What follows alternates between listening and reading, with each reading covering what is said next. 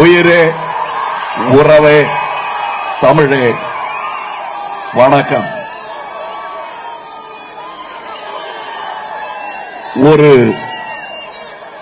பேர் உரைக்கு நிகரான கோஷத்தை ஒரே மூச்சில் எழுப்பிய தம்பி திருமாவளவன் அவர்களுக்கு வணக்கம். வேளாண்மை உழவர் நலத்துறை அமைச்சர் மாண்புமிகு MRK பன்னீர்செல்வம் அவர்களுக்கு வணக்கம். திருவிக நகர் சட்டமன்ற உறுப்பினர் திரு தாயகம் கவி உடனிருக்கிறார். காட்டுமன்னார் கோயில் சட்டமன்ற உறுப்பினர் திரு சிந்தனை செல்வன் இங்கு வந்து எங்களை கௌரவித்திருக்கிறார். திருப்பூரூர் சட்டமன்ற உறுப்பினர் திரு SS பாலாஜி அவர்களே, திமுக கடலூர் கிழக்கு மாவட்டத்தின் பொருளாளர் திரு MRKP கதிரவன் அவர்களே, சிதம்பரம் நகராட்சி தலைவர் திரு KR செந்தில்குமார் அவர்களே, விடுதலை கட்சி சிறுத்தைகள் கட்சியின் தலைவர் எழுச்சி தமிழர் அன்பு தம்பி திருமாவளவன் அவர்களே, இங்கே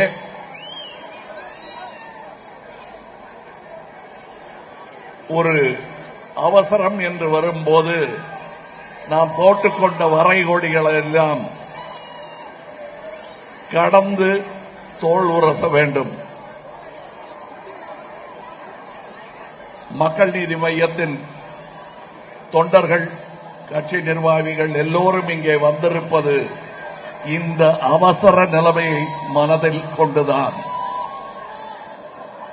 இங்கே வந்திருக்கும் தோழமை கட்சிகள் எல்லாருடைய பெயரையும் ஒரே மூச்சில் கர்ஜித்து பானையை நிரப்பிவிட்டார் தம்பி திருமாவளவன் அவர்கள்.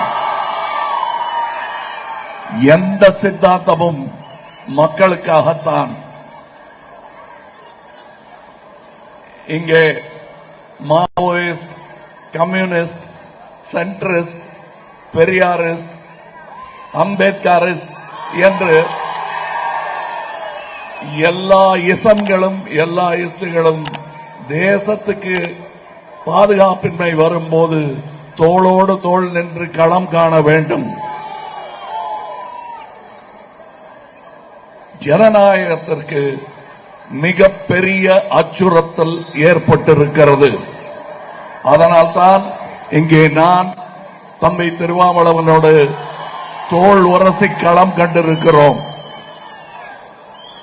அதாவது இந்த முறை அவர்களுக்கு இன்னொரு வாய்ப்பு கொடுத்து விட்டால் ஜனநாயகமே இருக்காதோ என்று அறிஞர்கள் கவலைப்படுகிறார்கள்.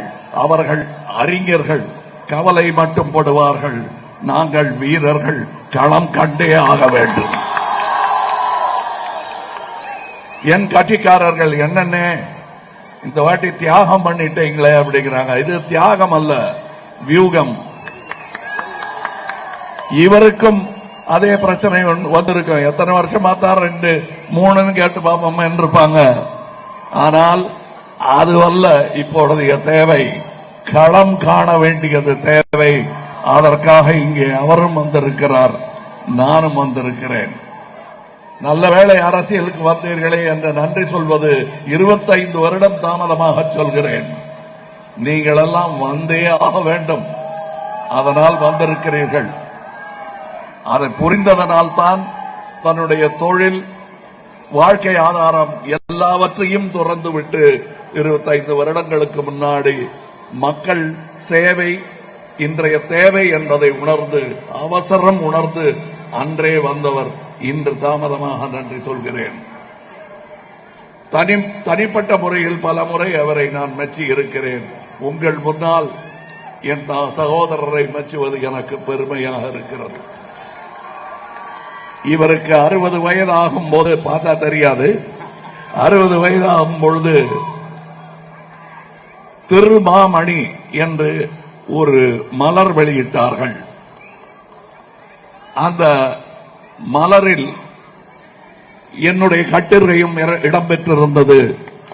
அதில் நான் இவருக்கு தன் நிகர் இல்லா தன் நேரில்லா தமிழர் என்று நான் ஒரு தலைப்பை கொடுத்திருந்தேன். இன்று என்னை தூக்கத்தில் எழுப்பி போட்டோவை காட்டினாலும் அந்த வாக்கியம் தான் என் மனதில் ஓடும்.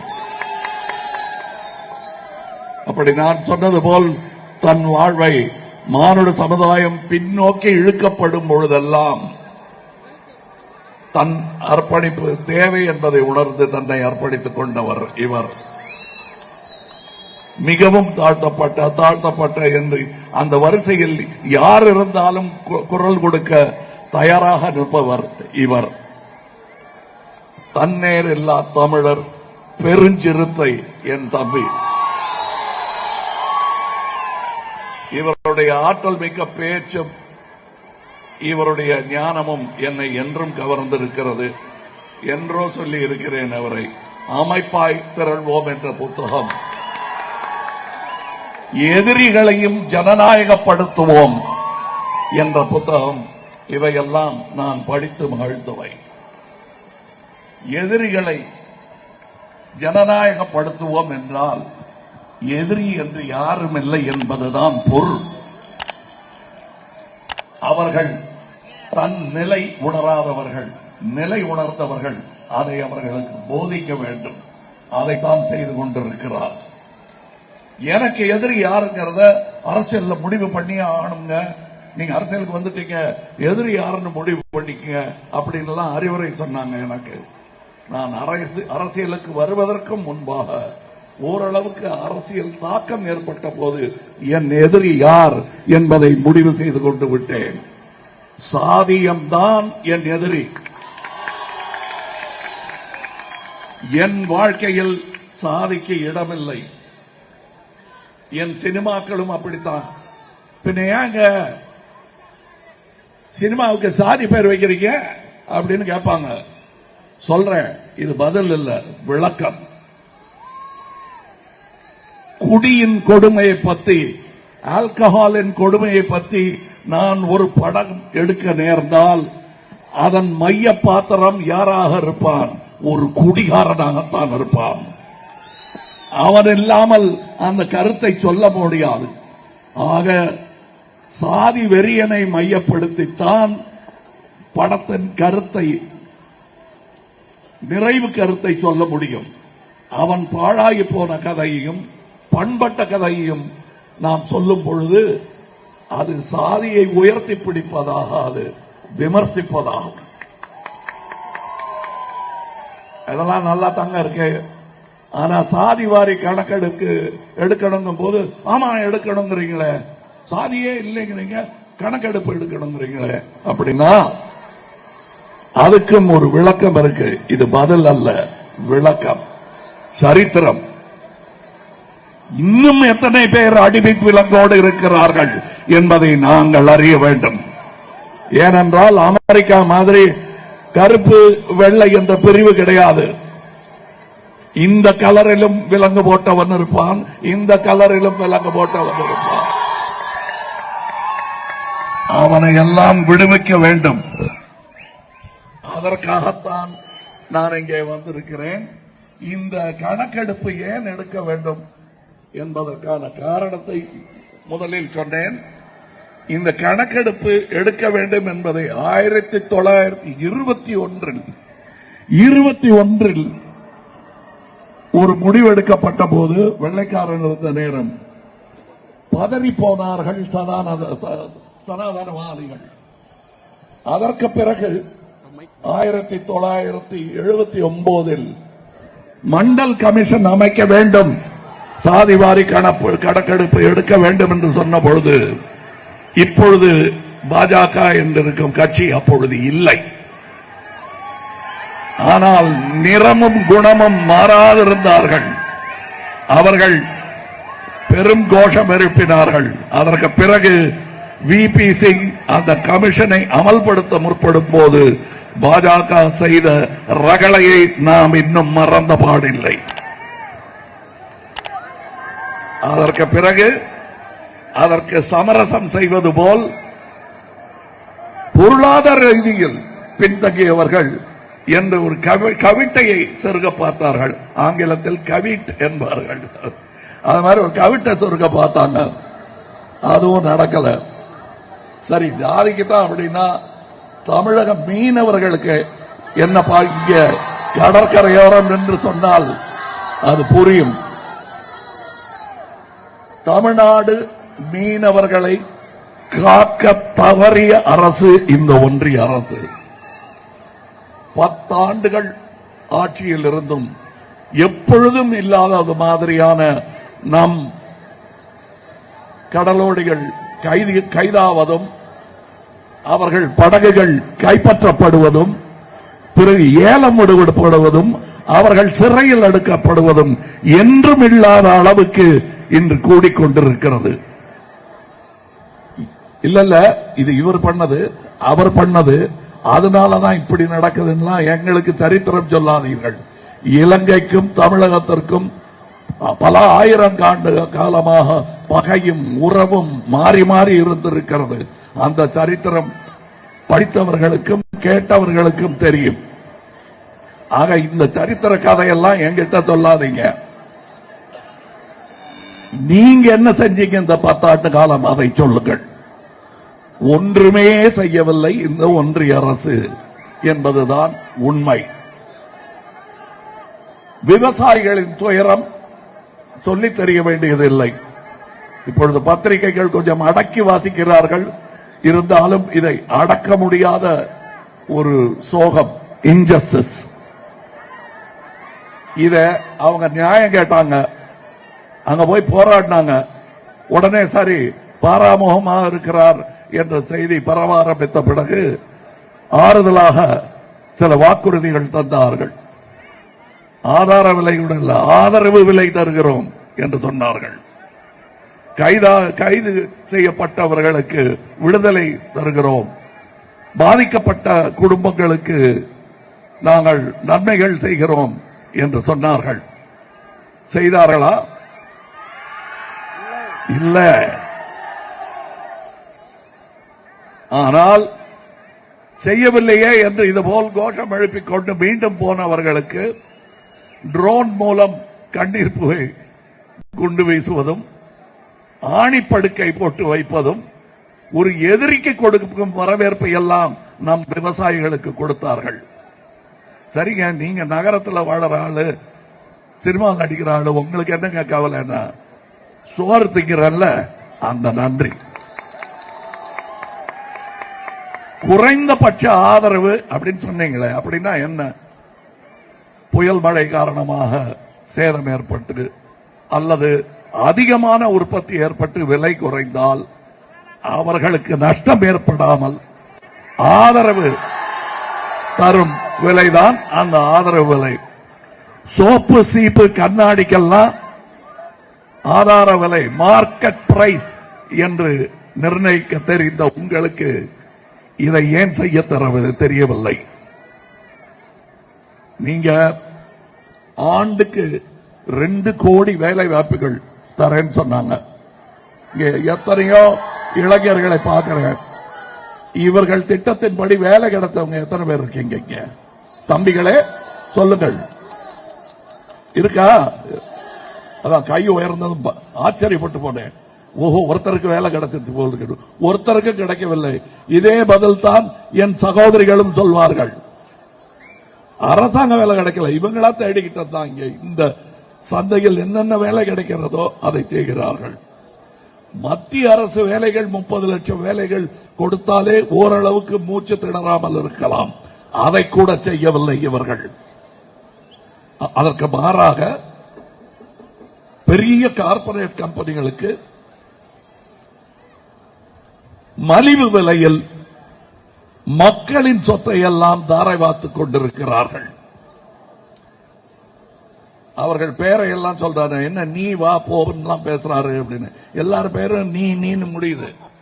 நான் என்ன பண்றது? அதானி, அம்பானி, அது ஒரு மோசடியா? அதுக்கப்புறம் தேர்தல் பத்திர மோசடி. அது பத்திரமா இருக்குன்னு அவங்க நினைச்சிட்டு இருக்காங்க. பத்திரமா இருக்காது, இருக்கக்கூடாது. சட்டத்தை வளைத்து அதிகாரப்பூர்வமாக பணத்தை பறிக்கும் வழிதான் அது. மரத்தையே குத்தைக்கு கூட எடுத்தது இல்லாமல் குக்கியும் கூடையும் வச்சுக்கிட்டு மரத்துல ஏறி உக்காந்துக்கிட்டு பறிக்கிறாங்க. 1-2 சிந்தினா மண்ணை ஒட்டுனதை ஊதி சாப்பிடறவனை பார்த்து டேய் சுட்ட பழம் சொல்றான்டா, சுட்ட பழம் சொல்றான்னு கத்துறாங்க. இவங்க மட்டும் தான் வாங்கினாங்களா? மத்தவங்க எல்லாம் வாங்கலையா? நீங்க தானே அந்த திட்டத்தை வகுத்து கொடுத்தது, சட்டப்பூர்வமாக்கினது. அதுல ஏதாவது பயனடுமா என்று பொறுக்கின பழங்கள் அது. ஒரு பழம் அவையார் கேட்ட மாதிரி சுட்ட பழம் வேணுமா, அவையார கேட்ட மாதிரி சுட்ட பழம் வேணுமா, சுடாத பழம் வேணுமான்னு மரத்துல உட்காந்துட்டு கேட்கறாங்க நம்மள பார்த்து. நீங்க சொல்லுங்க, இவ்வளவு பணம் கொடுக்கறாங்களே, 1000 கோடி கொடுக்கறாங்களே, எந்த முதலாளியாவது ஆதாயம் இல்லாம ஆத்தோட போவானா? 1 ரூபா போட்டா 9 ரூபாய் எடுக்கணுங்கிறதானே வியாபாரியின் குணம். அவர்கள் ஆதாயம் பெற்றவர்கள். அவர்களை வழிக்கு கொண்டு வருவதற்கு இடி, இன்கம் டாக்ஸ் ரைடு போன்றவர், அமலாக்கத்துறை, வருவாய்த்துறை ரைடுகள் அனுப்புவாங்க. அதுல வந்துச்சு இன்னும் கொஞ்சம் பேர் மிச்சம் இருக்காங்களேன்னா அவங்க பேர்ல முடிக்க விடுவாங்க. விசில் அடிச்ச உடனே வந்தவங்க கொஞ்சம் பேர், தொல்லை தாங்க முடியாம மசிந்தவர்கள் சில பேர். இன்னொரு கேள்வியும் இருக்கு எனக்கு. சில கம்பெனிகள் தங்கள் வருவாயை விட அதிக பணத்தை கொடுக்கிறார்கள். அப்ப அந்த பணத்துக்கு என்ன வண்ணம்? அந்த பணத்தோட வண்ணம் என்ன? அதுதான் கருப்பு பணம். இதை ஒழிக்கிறேன்னு சொன்னாங்களே, குளத்துல இருக்கிற முதல்ல எல்லாம் நான் எப்படியாவது வெளியேற்றிடுறேன் அப்படின்னு குளத்து தண்ணி எல்லாம் நம்மளையே வாரி வெளியில இறக்க சொல்லாங்க. மீன் எல்லாம் செத்து போச்சு, முதலையெல்லாம் நடந்து வெளியே வந்துருச்சு. அந்த முதலைகளிடமிருந்து வசூலித்த பணம் தான் இந்த அரசியல் பத்திரம்.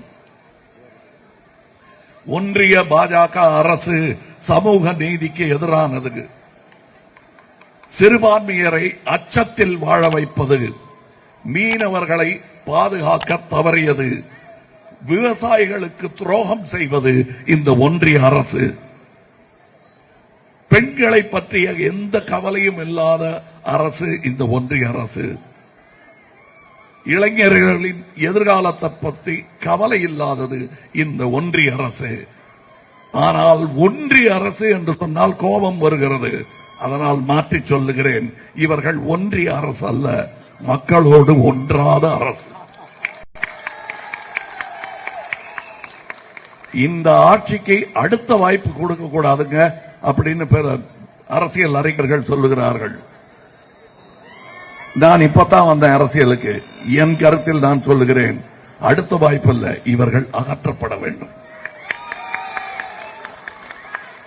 தமிழ்நாட்டின் குரலாக, உங்கள் குரலாக இன்று ஸ்டாலின் திகழ்கிறார்.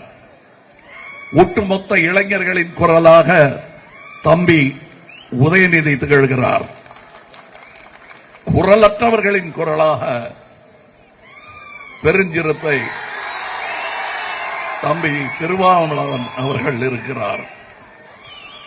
2009 1 லட்சம் வாக்கு வித்தியாசத்தில் வென்றார் இவர். ஆனால் 2019 அப்படியே இறக்கிட்டாங்க. அதுக்கு காரணம் என்னன்னா, அது வேறு விதமான டிஜிட்டல் பானை அவங்க கையில இருக்கு, நமக்கு வெறும் மண் பானை தான் இருக்கு கையில. இங்கே வந்திருந்து பேசிய என்னுடைய இன்னொரு இளவல் தம்பி உதயநிதி அவர்கள் இவரை 6 லட்சம் ஓட்டு வித்தியாசத்தில் ஜெயிக்க வைக்க வேண்டும் என்று சொன்னார்கள். எனக்கு சமத்துவம் பிடிக்கும், இவர் தத்துவம் பிடிக்கும், சில சமயங்களில் பேராசையும் பிடிக்கும். இந்த முறை நீங்கள் எல்லோரும் மனது வைத்து 10 லட்சம் ஓட்டு வித்தியாசத்தில் இவரை ஜெயிக்க வைத்தால்தான் படித்து பாடம் கற்காத அவர்களுக்கு பாடம் கற்பிக்க முடியும். சிதம்பரம் தொகுதி மக்களும் தோழமை கட்சிகளும் இந்தியாவையே சிதம்பரத்தை நோக்கி திரும்பி பார்க்க செய்ய வேண்டும்.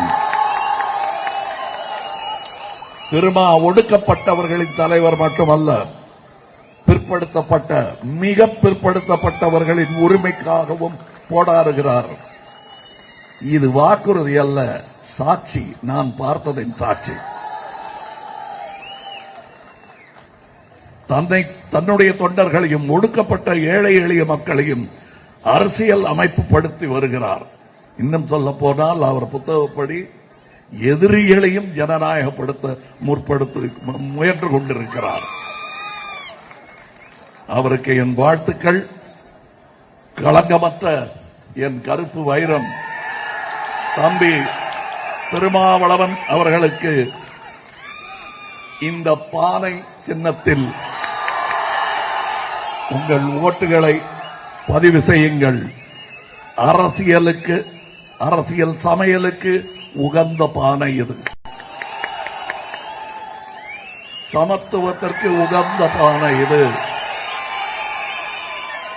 இதில் உங்கள் அரசியல் சமையல் பொங்கட்டும். பொறுமை காத்த எனது தோழர்கள், மக்கள் நீதி மய்யம் தோழர்களுக்கு இன்று உங்கள் முகத்தில் காணும் சந்தோஷம் இன்றும் நமதே, நாளையும் நமதே என்பதை எனக்கு சொல்லுகிறது. நாளை நமதே. வாழ்க அண்ணன் உலகநாயகன், அண்ணன் உலகநாயகன், மக்கள் நீதி மையத்தின் தலைவர் உலகநாயகன். நமது சின்னம் உலகநாயகன் அவர்களின் வாழ்த்துக்களை பெற்ற சின்னம். அண்ணன் தளபதி ஸ்டாலின் அவர்களின் வாழ்த்துக்களை பெற்ற சின்னம்.